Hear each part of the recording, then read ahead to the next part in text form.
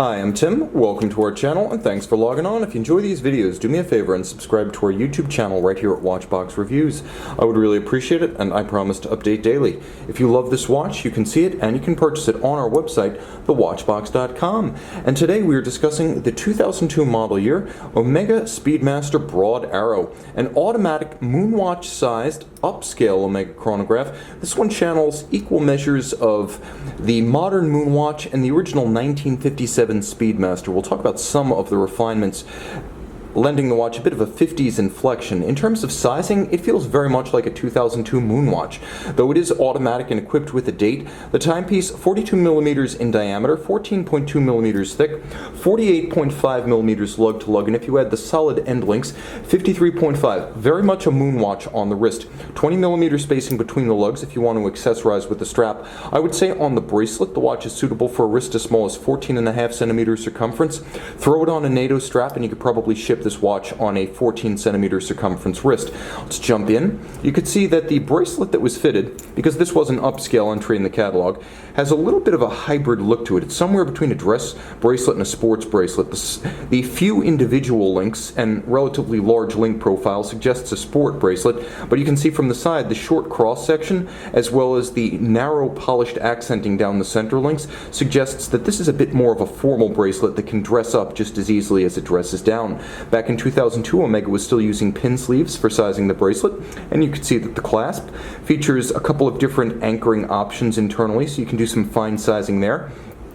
Machined single swing arm, single deployment. You can see that it's very much like the 2002 Omega Seamaster 300 diver clasp, with the exception that it does not have a fold-out extension. It does have the same milled clasp feel with a solid twin trigger release to keep this one resolutely closed when you don't want it to pop open. This is a familiar case to you Moonwatch mavens. You know it well. Narrow satin finished flanks. You have that little polished cantilever tachometer bezel profile. Lyre-style lugs flaring at their polished bevels, and then on the crown side you can see there's a little bit of a recess to provide a shear guard for the crown as well as the chronograph pushers, which are a vintage pump style. You'll note that the Sapphire here is actually a box section sapphire that's designed to evoke the 1950s plexiglass, and the plexiglass still used on the Moonwatch, but to give you the scratch resistance you expect on a modern upscale luxury watch. Remember, this watch was a flagship. The dial adorned with a few references to 1957, most notably the use of alpha hands on the sub-registers and a broad arrow style hour hand. The dial is significantly more refined than what you'll find on a Moonwatch. Let's give ourselves a bit more light here. It is, rather than white, a sort of granular cream color, so it has a sort of eggshell texture with applique blued indices rather than the conventional printed indices seen on the Moonwatch, and of course the presence of a date complication at 6 o'clock adds utility, while keeping the watch nicely balanced. You can draw a line from 12 o'clock through 6 o'clock, and the watch has bilateral symmetry about its dial. It is automatic winding, so quite distinct from the Moonwatch on that count. It has a date. It is 100 meters water resistant rather than 50 like the Moonwatch, and of course it is also a COSC certified Swiss chronometer, which the Moonwatch is not. And the timepiece featuring the hippocampus on the caseback, designed to remind us, even today, that back in 1957 that first Speedmaster was part of the Seamaster water-resistant watch family, and that's why you have the seahorse on the back of your Speedy.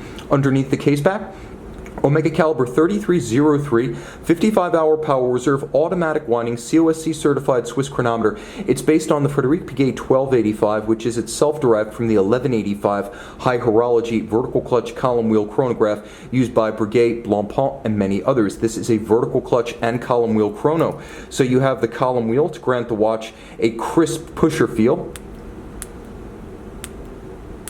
You hear it, you feel it. It's a sharp and distinct sensation that you associate with upscale chronographs because, frankly, it's more difficult to make a column wheel chronograph. There's also a vertical clutch, so you can see the second hand of the chronograph doesn't jump or stagger when it starts up because there's no play in a vertical clutch.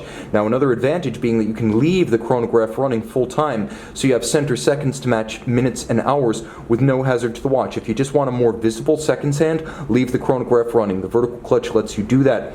This is a handsome movement. rated, 33 joules and nicely decorated, but you'll have to take my word because you can't quite see it. One final refinement that I appreciate in particular is that it is a free-sprung balance, which gives it an extra measure of durability and allows it to hold that 5-position chronometer adjustment without being displaced by shocks, bumps, or disruptions on the wrist. The watch features both a stop seconds complication, or I should say a stop seconds refinement, so you can synchronize to a reference time, as well as a quick set date mechanism. If I could find that intermediate, there it is. A quick set date so you can rapidly cycle the date. A high horology movement in a nostalgically inflected modern watch. It's the best of all possible worlds.